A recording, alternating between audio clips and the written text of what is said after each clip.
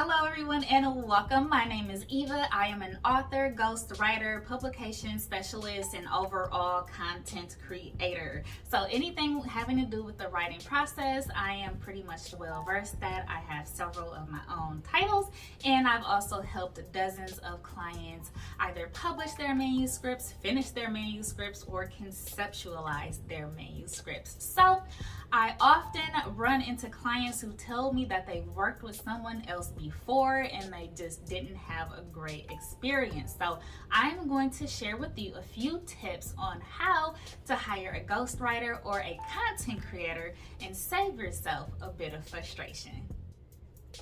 All right, so the first thing I want to discuss is a freelancer versus hiring a mega super writing company. So I pretty much got my start as a self-published author. I went through the process entirely on my own after having looked at a mega site basically. So like this is like your Scribe Media and like other big companies like this. Now they will happily help you create your content and they are going to charge you a lot of money to do so. So when I was sort of doing my research, I saw a sum of $40,000 and I quickly closed my web browser in fright.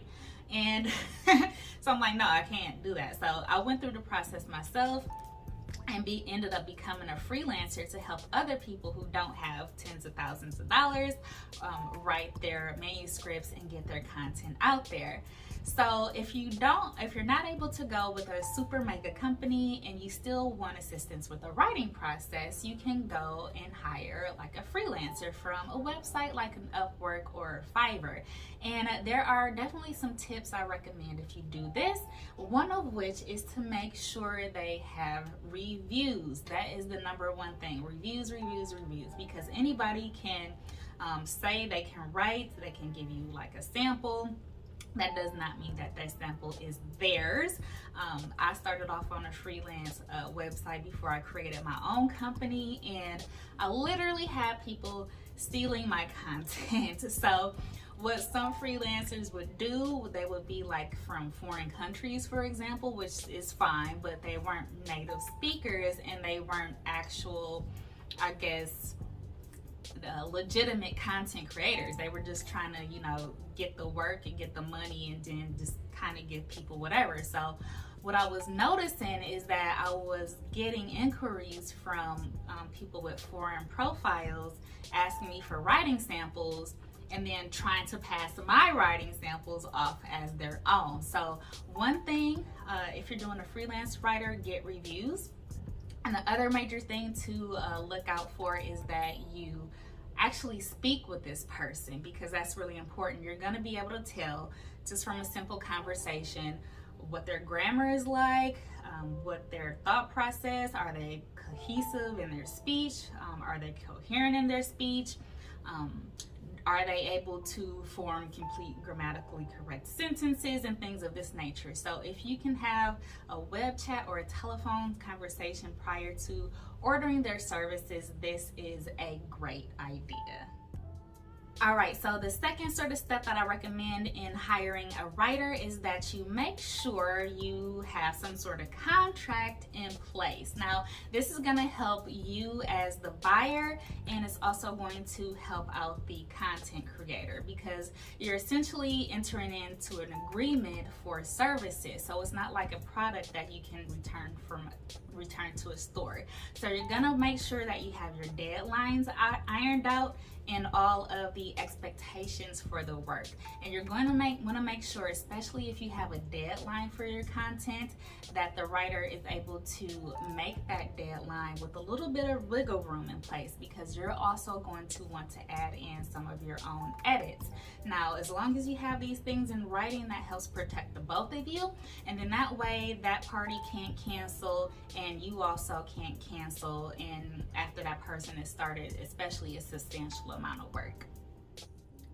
All right, next up is make sure you are specific in your request. So if you have any imagery or any sort of ideas in your mind that you feel you want to be reflected in a work, you need to make sure you communicate that clearly.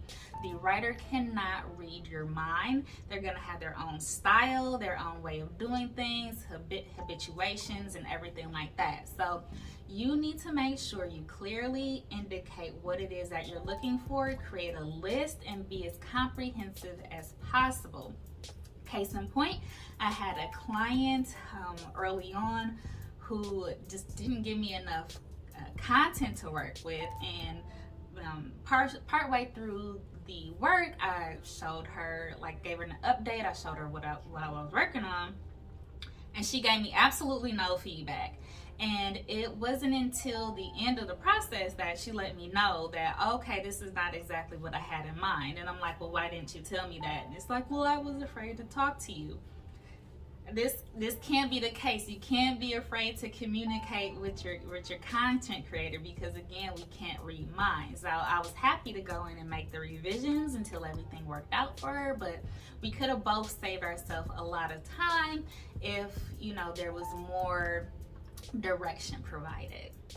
And finally, good writers aren't cheap, and cheap writers aren't good. When you are creating content and you are going to put it out into the public, this is not an area where you necessarily want to cut corners and cut costs. So you can definitely find a quality freelancer without, again, paying tens of thousands of dollars to a major company to do so, but still understand that you're going to have a decent budget to do so.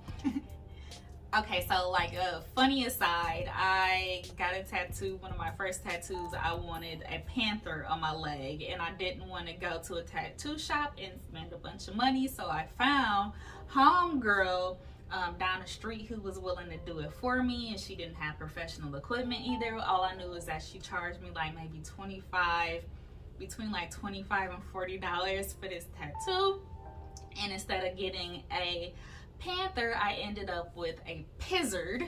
And a pizzard, for those of you who do not know, is apparently a cross between a lizard and a panther, is in with exactly what I got. So good tattoos aren't cheap, cheap tattoos aren't good, good writers aren't cheap, cheap writers aren't good. So just keep that in mind. And by the way, keep writing. And if you have any questions with the content creation process, definitely feel free to get in touch with me via my website in the description below. Until next time, pick up your pens and keep writing, folks.